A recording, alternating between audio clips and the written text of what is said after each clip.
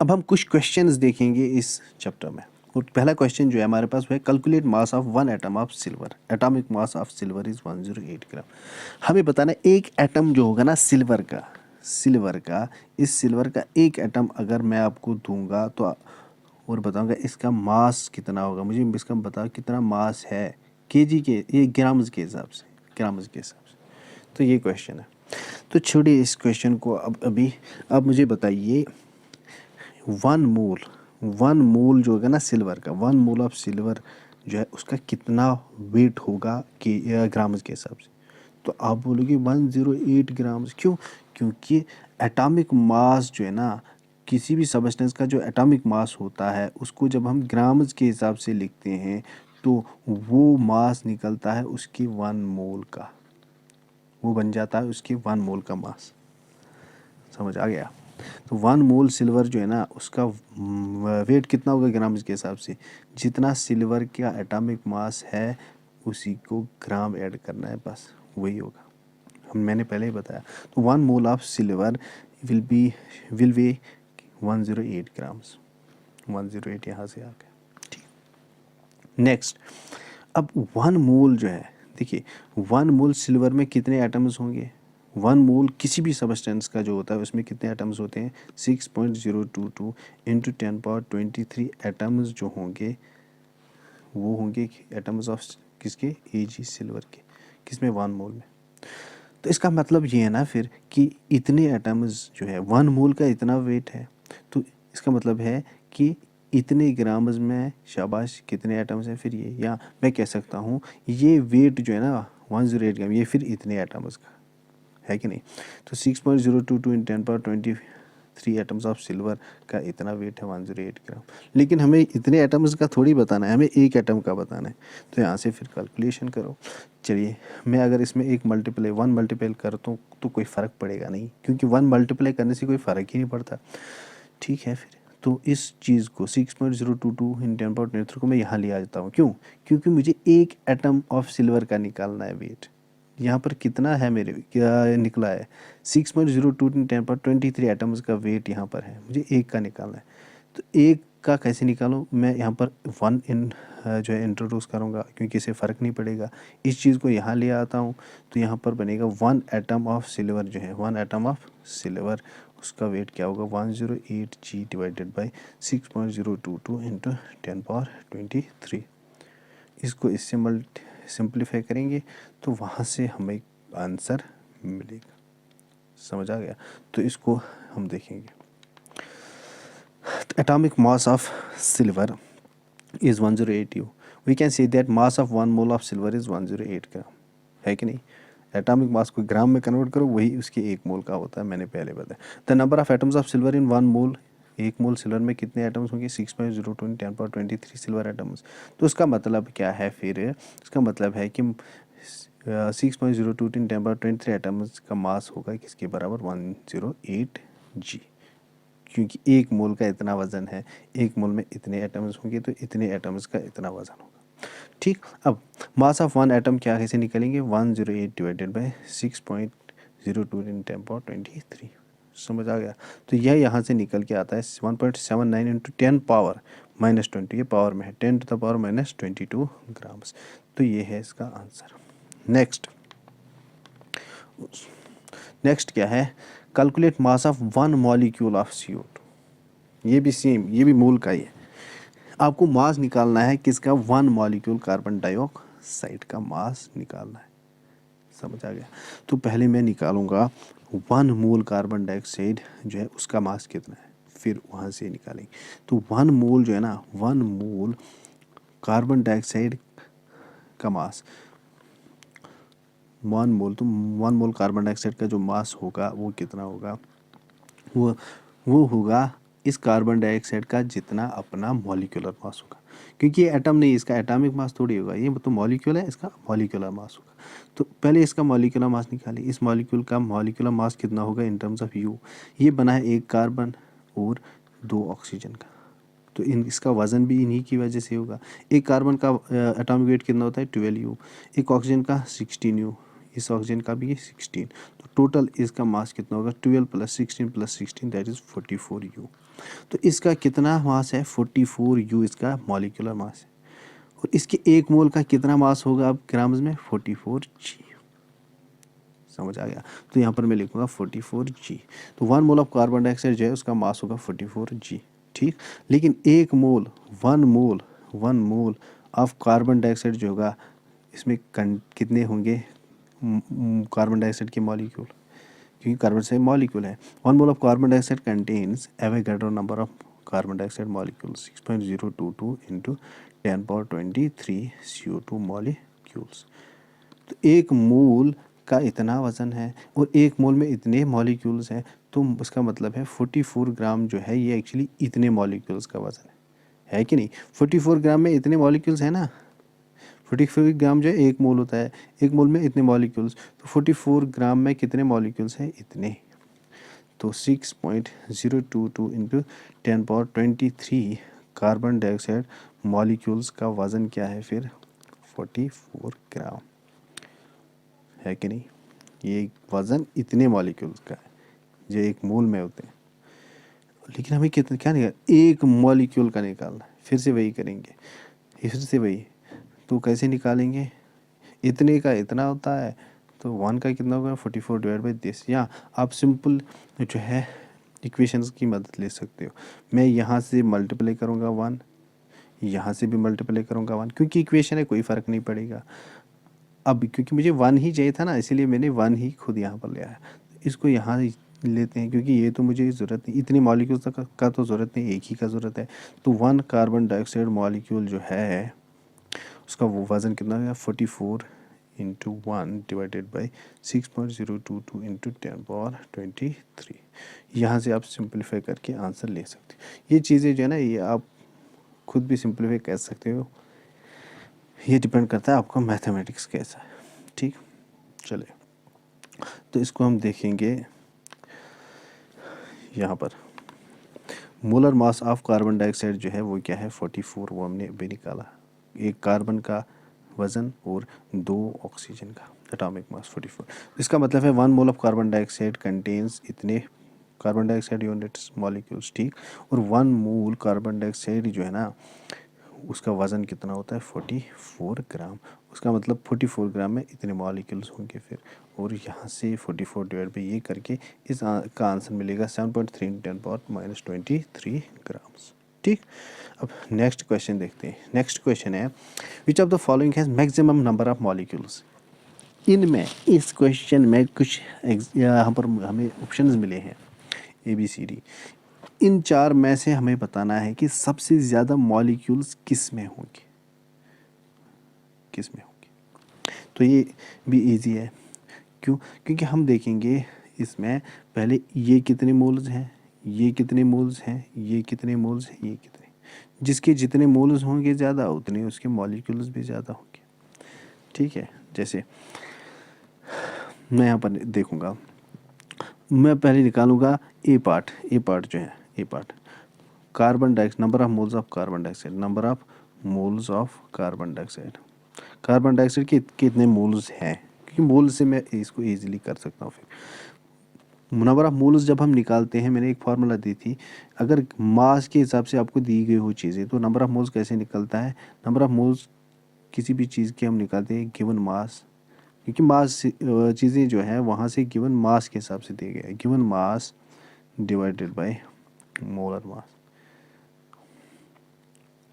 अब देखिए given mass कितना है 44 ग्राम दिए गए हैं कार्बन डाइऑक्साइड के, गिवन मास तो उतना ही है। अब divide by molar mass, molar mass कितना है कार्बन डाइऑक्साइड का, कार्बन डाइऑक्साइड का कितना है मोलर या मॉलिक्यूलर मास इन ग्राम। CO2 लो, ये देखो इस किस किस एलिमेंट का बना है, एटम का बना है, कार्बन ऑक्सीजन, ऑक्सीजन का। कार्बन का एटॉमिक मास 12 होता है, ऑक्सीजन का 16, इसका भी 16, तो टोटल 44 U इसका होगा मॉलिक्यूलर मास। तो डिवाइड करो 44 मॉलिक्यूलर मास, ये कैंसिल हो जाएगा तो 1। तो 1 मोल है हमारे पास नंबर ऑफ कार्बन डाइऑक्साइड, ये कितने हैं 1 मोल। ठीक। इसी तरीके से O3 का आप निकालो, शाबाश। उसी तरीके से O3 का निकालेंगे, इसी तरीके से इस हाइड्रोजन का, इसी तरीके SO2 का। और फिर देखेंगे जिसके जितने नंबर ऑफ मोल्स ज़्यादा उतने उसके मॉलिक्यूल्स भी ज़्यादा। जैसे ये यहाँ पर मैंने सिंप्लीफिकेशन की है।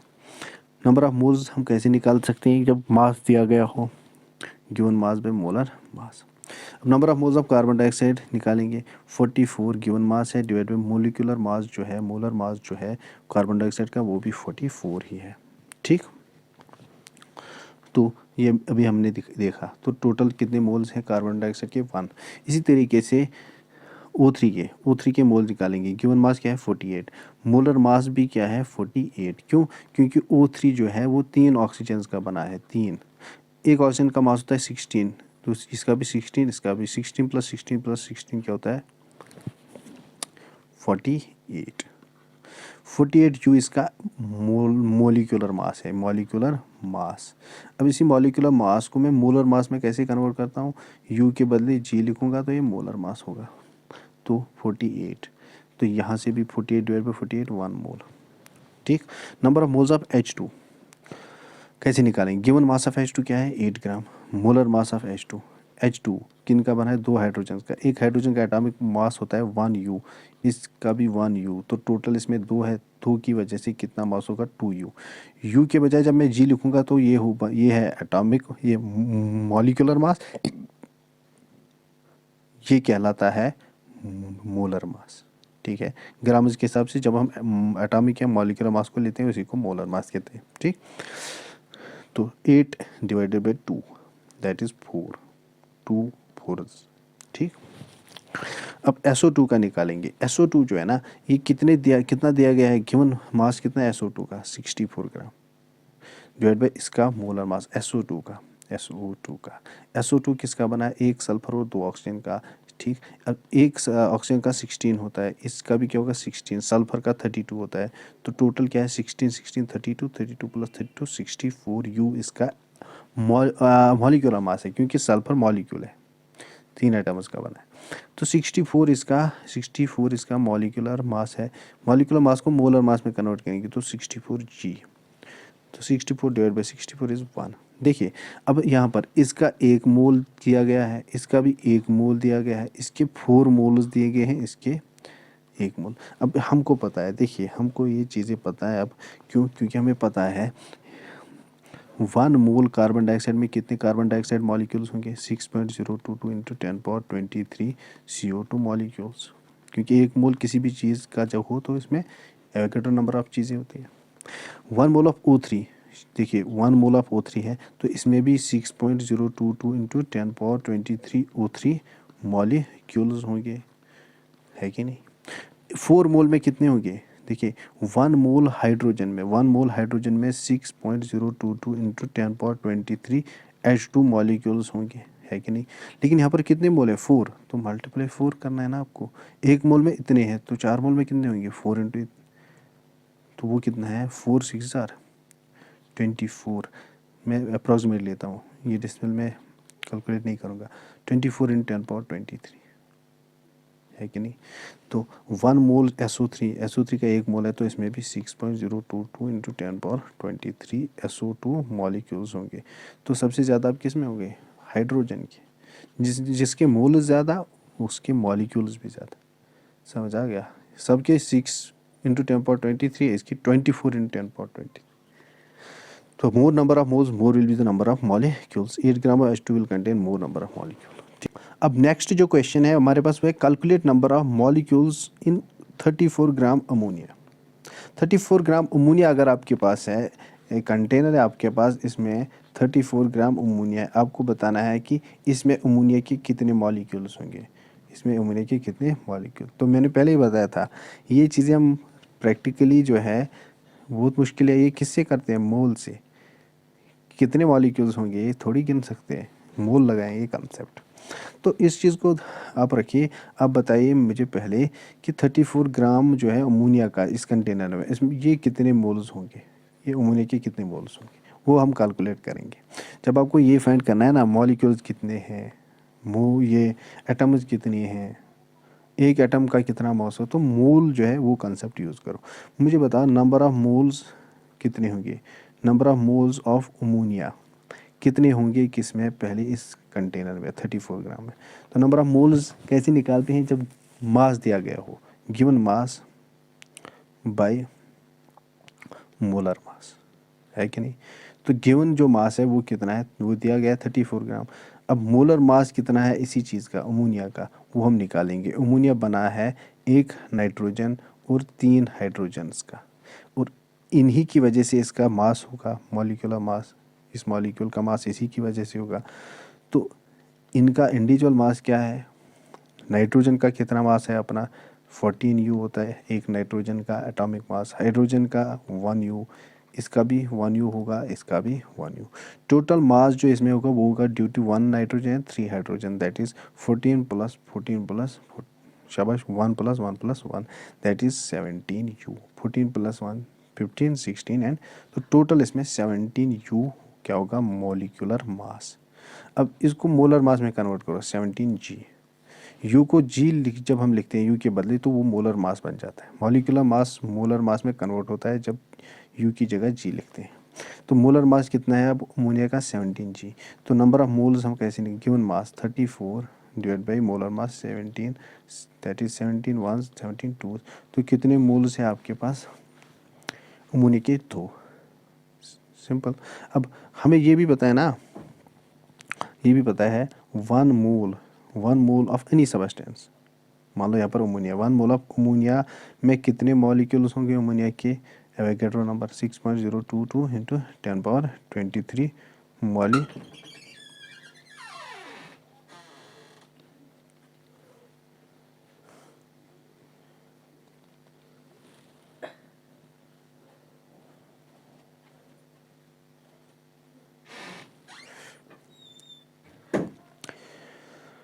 तो 2 मोल्स में कितने होंगे, इसको मल्टीप्लाई 2 करो, सिंपल है ना। या इसको इक्वेशंस की मदद से भी कर सकते हैं। 1 मोल का पता है, 2 मोल का पता नहीं, तो यहाँ पर 1 की जगह क्या होना चाहिए, 2। तो लिखो इक्वेशन है ना, तो यहाँ से लिखो 2, यहाँ से भी 2 लिखो, क्योंकि इक्वेशन है, कोई फ़र्क नहीं पड़ेगा यहाँ और यहाँ जब हम बैलेंस करेंगे। तो ये क्या हो गया, 2 1 सा 2, तो 2 मोल जो होंगे किसके, अमोनिया के, उसमें कितने होंगे 2 इंटू दिस, 6 2 12 इंटू, मैं इसको जो है अप्रॉक्सीमेट निकालता हूँ, डेसिमल जो है काउंट नहीं करूँगा, 6 2 12 इंटू 10⁻23 मॉलिक्यूल्स ऑफ अमोनिया, है कि नहीं। तो ये ऐसे निकलेगा। तो यहाँ पर मैंने इसको ये कैलकुलेट किया था। चलिए, the molar mass of ammonia is 17, that is 14,111, ठीक। नंबर ऑफ मॉलिक्यूल्स क्या है, given mass by molar mass, number of moles 34, number of moles of ammonia in 34 gram, that is 34 divided by 17, that is 2. 1 mole of ammonia contains 6.023 in 10 power 23 molecules. So 2 moles of ammonia will contain 6.02 in 10 power 23 into 2, that is 12.044 cross 10 power 23 molecules. तो ये कुछ इसमें numericals थे, और ये हो गया chapter ख़त्म, चैप्टर नंबर 1 के इम्पोर्टेंट क्वेश्चंस बोर्ड के पॉइंट ऑफ व्यू से, ठीक है।